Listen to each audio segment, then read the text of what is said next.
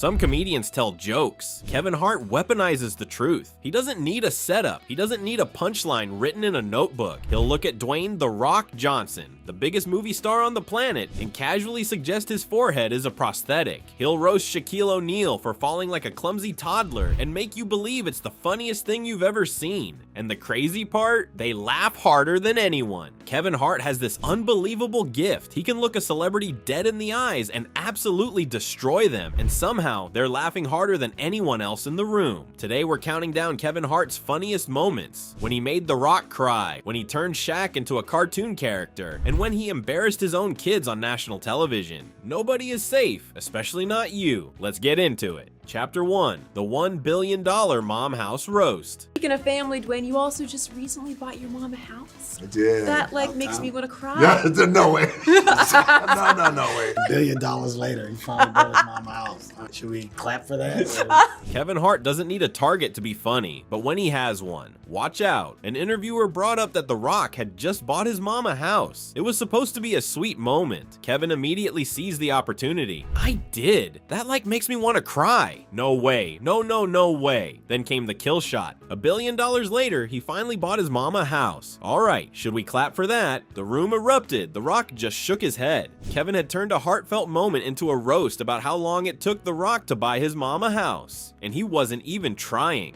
Chapter 2, The Rock's prosthetic forehead. Dwayne, get out my comment section. Go do something, man.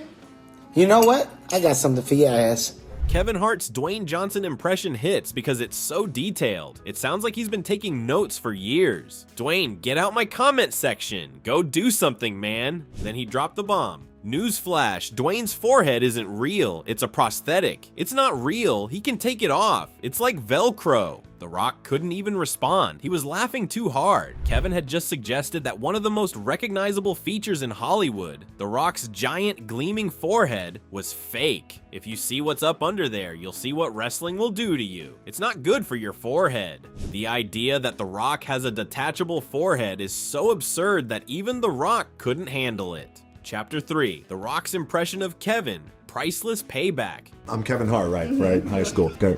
Yeah. Hey, everybody. Hey, girl. Kevin roasts everyone, but occasionally the joke lands on him. The Rock delivered the most hilariously accurate impression of Kevin Hart as a 17-year-old. I'm Kevin Hart, right, in high school. Okay, yeah, hey, everybody, hey, girl. The Rock acted out Kevin trying to get a girl's attention, failing, and trying again. The mannerisms, the voice, the desperation. She ain't hear me.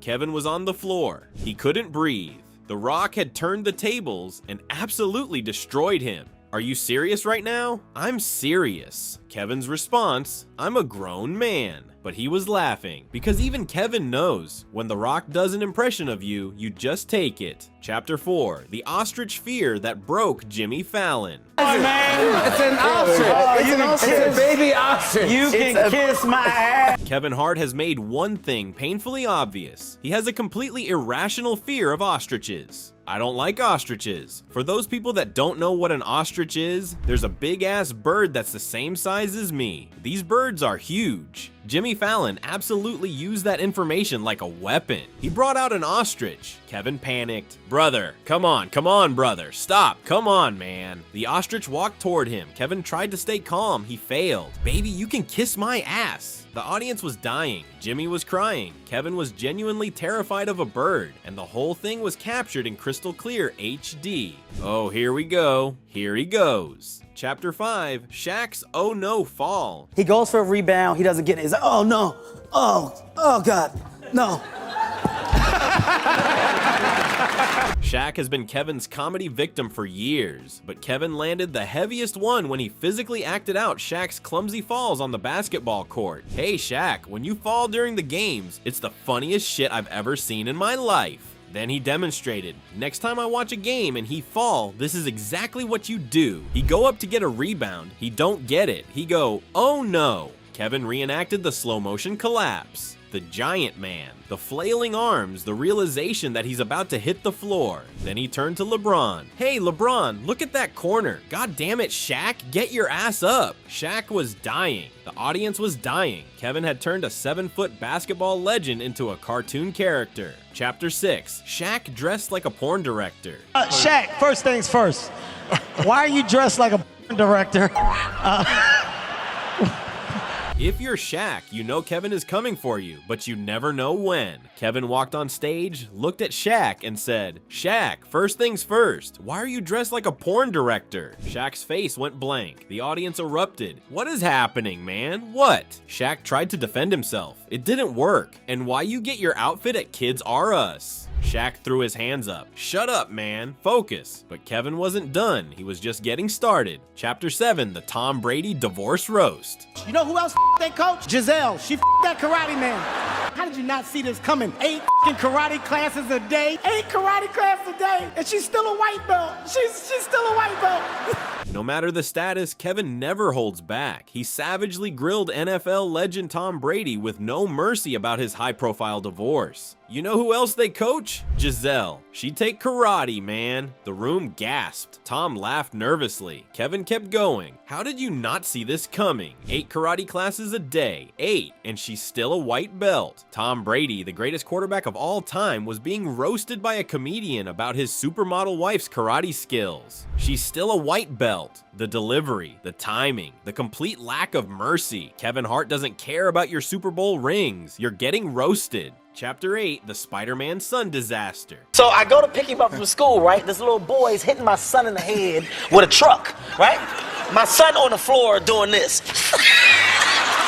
When it comes to Kevin's roast, no one is off limits, including his own kids. My main thing is teaching my son how to fight. How old is he? My son's 3. Kevin explained that his son thinks he's Spider-Man, and he plays along. When he does it, I got to act like I'm caught. I'm like, oh no, let me out, let me out. Then came the disaster. This little boy is hitting my son in the head with a truck. My son on the floor doing this. Kevin acted out his son lying on the floor trying to shoot webs. I got so mad. I said, boy, you're not Spider-Man, man. The image is perfect. A 3-year-old getting hit with a truck, trying to shoot webs, and Kevin losing his mind. Pure comedy. Chapter 9, the buffalo wing to the face. Been through it all. I was hit in the face with a buffalo wing. This one dude from the back. I just remember this dude from the back. He was like, that's enough. And he just threw a buffalo wing at me.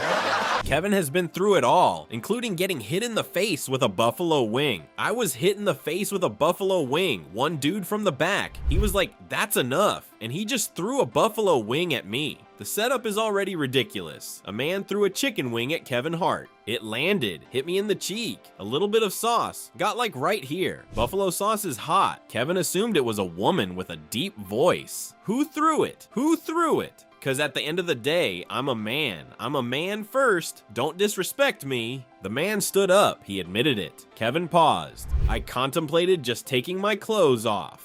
He didn't explain why, he just let that hang in the air. The audience lost it. Chapter 10, the church league football story. I played running back for my church. We had a church league. Tackle. Only thing is we don't get cleats. He was in the church. Kevin made the most composed man, LeBron James, cry from laughter when he told a story about playing football for his church league. I played running back for my church. We had a church league. Was this tackle football or tackle? Only thing is, we don't get cleats. He was in dress shoes. The image is perfect. Kevin Hart running full speed in dress shoes, trying not to slip on the grass. That's the whole thing. That's a celebration. LeBron couldn't stop laughing. The audience couldn't stop laughing. Kevin had turned a childhood memory into comedy gold. Chapter 11, the seafood festival disaster. What did you perform at? You performed at a seafood festival? I mean, what shit show you want to know about? Kevin told Graham Norton the hilarious stories about his early struggling days as a stand-up comedian. You performed at a seafood festival? How many of you guys have ever tried to tell a joke about people cracking crabs? The frustration of trying to be funny while people struggled with crab shells. I remember hearing an older lady, she was cracking crab. I tell a joke. The joke doesn't work. I remember this lady just going, oh no. Kevin Kevin acted out the disappointment that came from her voice. "Oh no, baby," as if I made a mistake with my choice of life. The delivery was perfect, the self-deprecation was brutal, the audience was in tears. Chapter 12, the phone call to Ruby Rose. You go to, I give you 200,000. She picked 20,000 what? Dollars? $200,000. Save money, ain't it? Yo. 200,000. Ruby, did you eat Drewski yes or no? During Kai Cenat's Mafia-thon livestream, Kevin drove straight off a cliff with unpredictable speed. He snatched a phone out of someone's hand and called Ruby Rose. I bet my life she won't pick up. She know we on right now. He bet $200,000 she wouldn't answer. Yo, shit, $200,000. She answered, "Hi, Ruby. Did you eat? Yes or no?" The room exploded. What was that question? Why did he ask that? Kevin didn't explain, he just hung up. What the fuck would you say that? Kevin Hart had just called a celebrity live on stream, offered $200,000 to prove she wouldn't pick up, and asked if she ate. Absolute chaos. Chapter 13, the Weave Fire Story. You came on the set and you're like this dynamo. Hey, everybody! Diane!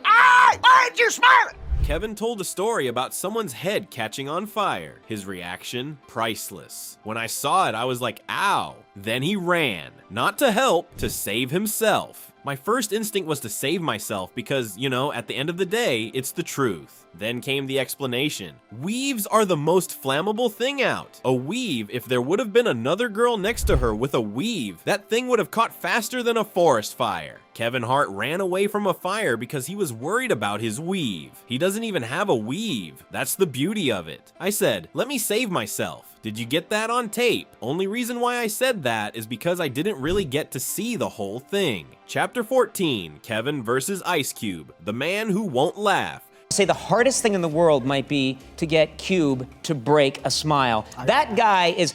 This guy, look at this face. He doesn't. Everyone knows Kevin's talent is making a whole room laugh, but Ice Cube is the one guy who just will not give him a smile. I would have to say the hardest thing in the world might be to get Cube to break a smile. Kevin explained that on movie sets, everyone would be dying with laughter. He'd look at Cube, blank face. I said, hey man, you need to laugh. Everybody else is having a good time. He's like, no man, let's just get the work done. Kevin asked why. Because I don't want to waste tape. Cube's reply to the interviewer about Kevin. Well, Kevin annoys me, you know what I mean. It's not funny, he annoys me. Then he was asked if Kevin makes him laugh. He makes me laugh. Kevin was caught in the middle, he makes Cube laugh. But Cube refuses to admit it, and the universe continues to balance itself. Kevin Hart doesn't need a script. He doesn't need a stage. He doesn't need a target. He'll roast The Rock about his forehead. He'll roast Shaq about falling. He'll roast Tom Brady about his wife's karate classes. He'll roast his own son for thinking he's Spider-Man. And somehow, everyone laughs harder than anyone else in the room. Nobody is safe around Kevin Hart. Not even the person sitting next to him. Not even the person holding the camera. Not even you watching this video. He'll find a weak spot, he'll exploit it for maximum comedy, and he'll make you cry laughing while he does it. That's the gift, that's the talent, that's Kevin Hart. If you made it this far without crying from laughter, hit that like button. Subscribe for more moments that prove Kevin Hart is the funniest human on the planet, and drop a comment. What's your favorite Kevin Hart roast? See you in the next one.